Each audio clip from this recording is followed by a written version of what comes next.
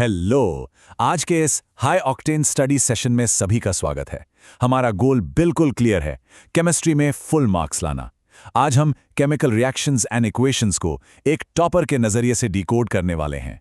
रटना बिल्कुल बंद और समझना शुरू। हर एक कॉन्सेप्ट एकदम शीशे की तरह साफ होने वाला है। एक बहुत ही पावरफुल थॉट है। जरा कामयाब तो होने दो मुझे दोस्त, फिर मेरे भी दिन बदल जाएंगे और जो आज पीठ पीछे बात करते हैं वो कल मेरे पीछे चलेंगे। कमाल का एटीट्यूड है ना।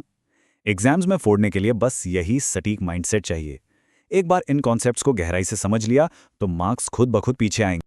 तो चलिए फटाफट आज का एजेंडा देख लेते हैं। हम शुरुआत करेंगे टॉपर रिएक्शन माइंडसेट से, फिर law of mass conservation, full proof equation balancing, अलग अलग रिएक्शन टाइप्स, रिडॉक्स रिएक्शंस को डिकोड करेंगे और आखिर में रोजमर्रा की केमिकल रिएक्शंस को समझेंगे। आगे बढ़ते हैं सेक्शन 1 की तरफ, द टॉपर रिएक्शन माइंडसेट। देखिए, टॉपर्स कभी रटते नहीं हैं, वो विजुअलाइज करते हैं। तो चलिए बेसिक से शुरू करते हैं। जो चीज़ किसी रिएक्शन में हिस्सा लेती हैं वो है रिएक्टेंट्स यानी अभिकारक, और जो नया जादू होके बाहर आता है वो है प्रोडक्ट्स यानी उत्पाद। मान लीजिए मीथेन गैस और ऑक्सीजन आपस में मिल रहे हैं, ये हमारे रिएक्टेंट्स हुए। और जब रिएक्शन हो गया तो हमें मिला कार्बन डाइऑक्साइड और पानी। ये एकदम नई चीज़ें हैं जो हमारे प्रोडक्ट्स हैं। बस इस ट्रांसफॉर्मेशन को इमेजिन करना ही पहली सीढ़ी है। अब आते हैं सेक्शन 2 पर, लॉ ऑफ मास कंजर्वेशन यानी द्रव्यमान संरक्षण का नियम। अब ये एक ऐसा लॉ है जो एग्जाम्स में बार बार आता है और इसे भूलना नामुमकिन है अगर हम इस मिठाई वाले उदाहरण को याद रखें। जरा सोचिए, अगर 2 किलो खोया और 2 किलो चीनी को मिलाएं तो क्या 15 किलो मिठाई बन सकती है? बिल्कुल नहीं, वो ठीक 4 किलो ही बनेगी। केमिकल रिएक्शंस में भी बिल्कुल ऐसा ही होता है। मास यानी द्रव्यमान कभी ना तो पैदा होता है ना ही डिस्ट्रॉय होता है। रिएक्शन से पहले जितना माल था, रिएक्शन के बाद भी ठीक उतना ही रहेगा। बस इसी सिंपल रूल को फॉलो करना ही इक्वेशंस को बैलेंस करना कहलाता है। Section 3, full proof equation balancing. Balancing वो जगह है जहां अक्सर स्टूडेंट्स छोटी छोटी गलतियों से मार्क्स कमाते हैं, लेकिन हम एक ऐसी अचूक ट्रिक यूज करेंगे जिससे कभी गलती नहीं होगी। स्टेप 1, हर केमिकल फॉर्मूले के आसपास एक ब्रैकेट इमेजिन कर लें या बना लें। ये एक सख्त वार्निंग है, फॉर्मूले के अंदर लिखे छोटे नंबर्स को बिल्कुल टच नहीं करना है। वो एक परिवार है, उसे तोड़ नहीं सकते। स्टेप 2, देखिए कि दोनों तरफ एटम्स में कहाँ मिसमैच है। और स्टेप 3, जब भी किसी नंबर से मल्टीप्लाई करना हो तो वो हमेशा ब्रैकेट के बाहर ही लगेगा, अंदर का कुछ नहीं बदलना है। ये रूल एग्जाम्स में एक मजबूत सेफ्टी गार्ड की तरह काम करता है।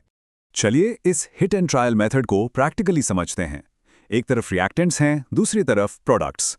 मान लीजिए मैग्नीशियम दोनों तरफ एक एक है, सॉर्टेड। लेकिन हाइड्रोजन और क्लोरीन लेफ्ट में एक एक हैं और राइट में दो दो। मिसमैच हो गया ना। बस इस मिसमैच को ठीक करने के लिए लेफ्ट साइड में एक मल्टीप्लायर लगा देंगे और बूम, दोनों तरफ एटम्स एकदम परफेक्टली बैलेंस हो गए। बस यही है हिट एंड ट्रायल का असली मैजिक। अब चलते हैं सेक्शन 4 पर, मास्टरिंग रिएक्शन टाइप्स। रिएक्शंस को सही से कैटेगराइज करना फुल मार्क्स का एक बहुत बड़ा सीक्रेट है। दो सबसे बेसिक टाइप देखते हैं, कॉम्बिनेशन और डीकंपोजिशन। कॉम्बिनेशन का मतलब है दोस्ती, दो या दो से ज्यादा चीजें मिलकर एक सिंगल प्रोडक्ट बनाती हैं। और डीकंपोजिशन इसका बिल्कुल उल्टा है, मतलब ब्रेकअप। एक अकेली चीज टूटकर कई टुकड़ों या प्रोडक्ट्स में बट जाती है। जुड़ना मतलब कॉम्बिनेशन, टूटना मतलब डीकंपोजिशन। इसे याद रखना बहुत ही आसान है। अब ये ब्रेकअप या डीकंपोजिशन अपने आप तो होता नहीं, इसे कोई ना कोई ट्रिगर चाहिए, और एग्जामिनर्स को ये ट्रिगर्स पूछना बहुत पसंद है। इसकी 3 मेन चाबियां हैं। पहला, हीट या गर्मी, जिसे थर्मल डीकंपोजिशन कहते हैं। दूसरा, इलेक्ट्रिसिटी यानी करंट पास करने से होने वाला इलेक्ट्रिकल डीकंपोजिशन। और तीसरा है फोटोलिटिक डीकंपोजिशन, जो सीधा सूरज की रोशनी या सनलाइट से ट्रिगर होता है। बस इन 3 ट्रिगर्स को दिमाग में फिक्स कर लीजिए। हीट की बात निकली है तो एक और सॉलिड कॉन्सेप्ट क्लियर कर लेते हैं, exothermic versus endothermic. Exothermic reactions वो हैं जो प्रोडक्ट्स के साथ साथ ढेर सारी गर्मी बाहर फेंकती हैं, जैसे कोयले का जलना या फिर हमारी अपनी सांस लेने की प्रोसेस। दूसरी तरफ एंडोथर्मिक रिएक्शंस को होने के लिए गर्मी चाहिए होती है, वो हीट को सोख लेती हैं। इसका सबसे क्लासिक एग्जाम्पल है प्लांट्स में होने वाला फोटोसिंथेसिस। एक हीट जनरेट करता है, दूसरा हीट एब्जॉर्ब करता है। अब बात करते हैं डिस्प्लेसमेंट रिएक्शंस की।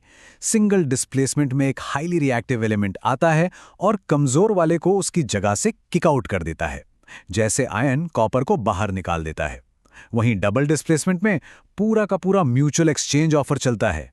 दो कंपाउंड्स अपने आयन्स की पूरी तरह से अदला बदली कर लेते हैं, जैसे बेरियम और सोडियम एक दूसरे की जगह ले लेते हैं। और हाँ, कभी कभी इस अदला बदली में एक ऐसी चीज बनती है जो पानी में नहीं घुलती, जिसे प्रेसिपिटेट कहते हैं। आगे बढ़ते हैं सेक्शन 5 पर, डिकोडिंग रेडॉक्स रिएक्शंस। रेडॉक्स नाम सुनते ही अक्सर स्टूडेंट्स थोड़ा घबरा जाते हैं, लेकिन अगर सिर्फ ऑक्सीजन और हाइड्रोजन को ट्रैक किया जाए तो ये बहुत इजी है। चलिए इसे डिकोड करते हैं। ऑक्सीडेशन या उपचयन का सीधा मतलब है ऑक्सीजन का जुड़ना या फिर हाइड्रोजन का कम होना, और रिडक्शन या अपचयन इसका एकदम उल्टा है, ऑक्सीजन का जाना या हाइड्रोजन का आना। एग्जाम में बिल्कुल कंफ्यूज नहीं होना है, बस ये एक सिंगल रूल याद रखना है। तो फिर ये रिडॉक्स रिएक्शन असल में है क्या? ये एक ऐसा रिएक्शन है जहां ऑक्सीडेशन और रिडक्शन दोनों एक ही समय पर एक साथ हो रहे होते हैं, एक परफेक्ट बैलेंस की तरह। जब एक सब्सटेंस ऑक्सीजन गेन कर रहा होता है तो ठीक उसी पल कोई दूसरा सब्सटेंस उसे छोड़ रहा होता है। दोनों प्रक्रियाएं साथ साथ चलती हैं। और अब हमारा final section 6, everyday chemical reactions. ये सारे रिएक्शन सिर्फ किताबों में नहीं होते, असल जिंदगी में भी हर जगह चल रहे हैं, जैसे कि कोरोजन या संक्षारण, हवा और नमी के संपर्क में आकर मेटल्स का धीरे धीरे खराब होना, लोहे पर जंग लगना या तांबे के बर्तनों पर वो हरी परत चढ़ना। ये सब एक ऑक्सीडेशन प्रोसेस ही तो है। और इसे रोकने का तरीका क्या है? सिंपल, पेंट करना, ऑयलिंग या ग्रीसिंग करना, ताकि मेटल का डायरेक्ट कांटेक्ट टूट जाए। और दूसरा बड़ा डेली लाइफ एग्जाम्पल है रैंसिडिटी या विकृत गंधिता। कभी पुराना रखा हुआ तेल या फैट वाला खाना टेस्ट किया है? कितनी अजीब सी स्मेल आती है ना? वो इसलिए क्योंकि टाइम के साथ वो तेल ऑक्सीडाइज हो जाता है। यही वो एग्जैक्ट केमिकल रीजन है जिससे पुराना खाना एकदम खाने लायक नहीं रहता। तो आज का ये स्टडी सेशन खत्म करने से पहले एक बहुत ही इंटरेस्टिंग सवाल। रैंसिडिटी को रोकने और चिप्स को हफ्तों तक एकदम क्रिस्पी और फ्रेश रखने के लिए उन चिप्स के पैकेट्स के अंदर कौन सी खास गैस भरी जाती है? इसका जवाब सोचिए। यही वो एक्टिव रिकॉल है जो एक नॉर्मल स्टूडेंट को टॉपर बनाता है। कॉन्सेप्ट्स को ऐसे ही गहराई से समझते रहिए और साइंस के इन रहस्यों को डिकोड करते रहिए।